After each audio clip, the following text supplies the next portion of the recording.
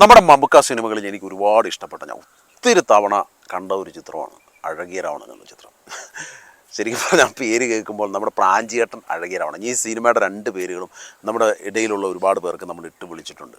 ആ രണ്ട് പേര് അത് അവരുടെ ക്യാരക്ടറുമായിട്ട് ചേരുന്ന രണ്ട് പേരുകളാണ് ആ സിനിമയ്ക്ക്. എന്തായാലും നമ്മൾ അഴകിയ രാവണൻ എന്ന സിനിമ ഒരുപാട് എനിക്ക് ഇഷ്ടപ്പെട്ടൊരു സിനിമയാണ്. ശരിക്കും അത് ഓർക്കുമ്പോൾ തന്നെ ചിരി വരും. അതിൽ ഇന്നസെൻറ്റിൻ്റെ കഥാപാത്രം, ശ്രീനിവാസൻ്റെ കഥാപാത്രം, മമ്മൂക്കയുടെ കഥാപാത്രം, എല്ലാവരും ഒന്നിനൊന്നിനും മെച്ചം. അതാണ് ആ സിനിമയിലെ രസം എന്ന് പറഞ്ഞു കഴിഞ്ഞാൽ. ശരിക്കും മത്സരിച്ചുള്ള ആക്ടിങ്ങാണ്. നമ്മൾ ആ മാപ്രാണം കരയോഗം എന്നൊക്കെ പറഞ്ഞിട്ട് ഇന്നച്ചൻ്റെ ഒരു സാധനമുണ്ട്. അവിടെയൊക്കെ അദ്ദേഹത്തിൻ്റെ ആ കരയോഗത്തിൽ വന്നിട്ടുള്ള ഇരിപ്പും അവിടെ വന്നിട്ട് ഇന്ത്യയുടെ പ്രധാനമന്ത്രിയെ പോലെയാണ് അദ്ദേഹം സംസാരിക്കുന്നത്. ആ ഒരു ഭയങ്കര ഒരു എന്താ പറയുക, ഒരു വലിയ സംഭവമാണ്. അദ്ദേഹം വലിയൊരു സാധനമാണ്.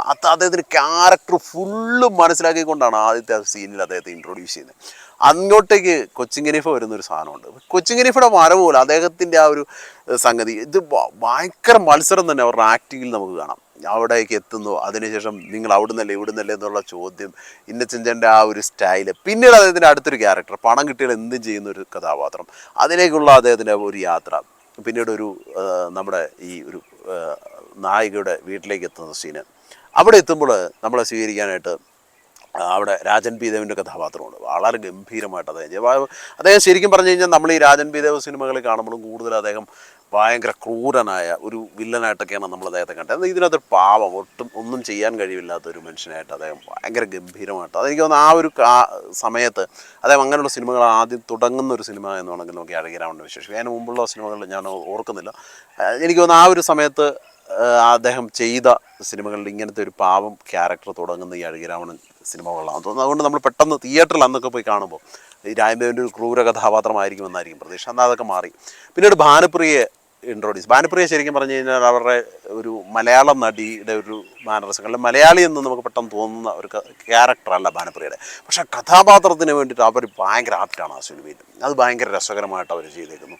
അവരുടെ ആ ആക്ടിങ് തന്നെ ഭയങ്കര, അവർ പക്കായിട്ട് ആക്ട് ചെയ്യുന്നൊരു ക്യാരക്ടറാണ്, ഒരു നടിയാണ്. അതിനവർക്ക് അവർ കിട്ടുന്ന ഏത് വേഷവും ഗംഭീരമാക്കുന്നത്, നല്ല ഡാൻസിങ്, അതൊക്കെ ഭാനുപ്രിയയുടെ ഒരു പ്ലസ് എന്ന് തന്നെ നമുക്ക് പറയാം. അപ്പോൾ ഈ സിനിമയിൽ അത്രയും ഡെപ്തായ ഒരു കഥാപാത്രത്തെയാണ് ഭാനുപ്രിയ അവതരിപ്പിക്കുന്നത്. അതും നമുക്ക് ഭയങ്കര. പിന്നീട് മമ്മൂക്കയെ ഇൻട്രൊഡ്യൂസ് ചെയ്യുന്ന മമ്മൂക്കയുടെ ആ വരവ്, ഒരു ജങ്കാറിലുള്ള ആ വരവ്, അവിടെ ആ ഒരു പൈപ്പൊക്കെ കടിച്ചു പിടിച്ചോളുന്നു, ഇപ്പം അന്നേരം നാടിനുമൊക്കെ ഒരു വീക്ഷിക്കുന്ന സംഗതി പൊളിച്ച്. അല്ലാതെ ഡ്രസ്സ്, കോസ്റ്റ്യൂംസ്, അതായത് ലുക്ക്, അതായത് ആ ഒരു നടത്തം, അതിലെല്ലാം ഈ ഒരു പുതുപ്പണക്കാരൻ്റെ പൊങ്ങച്ചം അത് ഭയങ്കരമായിട്ട് നമുക്ക് അങ്ങനെ പിടിപ്പിച്ച് വെച്ചേക്കുക.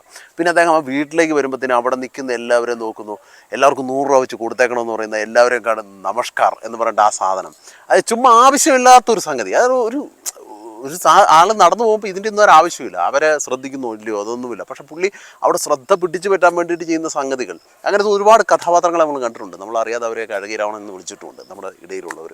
എന്തായാലും അങ്ങോട്ട് ചെല്ലുന്ന സമയത്ത് എന്താ ജോസഫ് മാത്യൂസോ അങ്ങനെയാണ്ട് നമ്മുടെ വർഗീസ്, എന്താ വർഗീസ് സംഭവിച്ചത്? ഇവിടെ ഈ നമ്മുടെ ഈ ഹാളിലാണെങ്കിൽ ചുമല പെയിൻ്റാണല്ലോ ഞാൻ കൊടുക്കാൻ പറയാം. അങ്ങനെ മൊത്തം ഹ്യൂമർ. പിന്നെ എന്നിട്ട് നമ്മുടെ ശ്രീനിവാസൻ്റെ വരവ്, അവിട്ടം ഒരു തകർപ്പൻ ഹ്യൂമർ, ഭയങ്കര ഗംഭീരമായൊരു സിനിമ. നമ്മൾ ആ സിനിമയെക്കുറിച്ച് ഇങ്ങനെ അങ്ങ് പറയുന്നത് ആവശ്യമില്ല. കാരണം ഈ സീനുകളെല്ലാം എല്ലാവരും അരച്ച് കളക്കി പഠിച്ചതാണ്, എല്ലാവരും കാണാപ്പാടം പഠിച്ചതാണ്, അതുപോലെ കാണുന്നതാണ്. പക്ഷേ ഞാനിത് പറഞ്ഞതെന്ന് വെച്ചാൽ നമുക്ക് നന്നായിട്ട് എൻജോയ് ചെയ്യാൻ പറ്റുന്ന, ഇപ്പോഴും എനിക്ക് തോന്നുന്നത് നമ്മളൊരു ചെറിയ മൂഡ് ഓഫ് ഒക്കെ ആയിട്ടിരിക്കുമ്പോൾ ഈ സിനിമ കാണുന്നത് ഭയങ്കര എൻ്റർടൈനറാണ്. അതിനൊപ്പം തന്നെ നമുക്ക് എൻ്റർടൈനർ എന്ന് പറയുമ്പോഴേക്കും അതിൻ്റെ ഒരു എൻഡിലേക്ക് എത്തുന്ന സമയത്ത്, അല്ലെങ്കിൽ ഒരു കുറച്ച് സമയം അവിടെ മാറി സിനിമ പല തരങ്ങളിലൂടെ സഞ്ചരിക്കുന്നുണ്ട്. ആ കുട്ടിശങ്കറിൻ്റെ ഒരു ചെറുപ്പകാലം, അവിടെ അയാൾ അനുഭവിച്ചു, അതൊക്കെ ഒരു വല്ലാത്ത ഫീല് നമുക്ക് കമൽ എന്ന സംവിധായകൻ അതിന് തരുന്നുണ്ട്. പിന്നെ ആ വെണ്ണില ചന്ദനക്കിണ്ണോ എന്നുള്ള പാട്ട്, അവിടുത്തെ ഒരു നൊസ്റ്റാൾജിയ നമുക്ക് തരുന്നുണ്ട്. പിന്നെ അവിടുന്ന് ആ കുട്ടിശങ്കറിൻ്റെ ബോംബെയിലേക്കുള്ള യാത്ര, പിന്നീട് അയാൾ വളർന്ന് തിരിച്ചു വരുന്നു, അവളെ സ്വന്തമാക്കാനുള്ള ആ ഒരു ആഗ്രഹം, അവിടെ പ്രണയത്തിൻ്റെ ഒരു ഡെപ്ത് ഭയങ്കരമായിട്ട് തന്നെ സംവിധായകൻ നമുക്ക് വരച്ച് കാട്ടിത്തരുന്നുണ്ട്. പിന്നീട് നമ്മുടെ സിനിമയ്ക്കുള്ളിലെ സിനിമ ലൊക്കേഷനുകൾ, അതൊക്കെ ഒരു രസകരമായ കാഴ്ചകൾ അങ്ങനെ കാണിച്ചു പോകുന്നുണ്ട്. ബിജു മേനോൻ്റെ കഥാപാത്രം ഗംഭീരമായിട്ട് കഥാപാത്രം.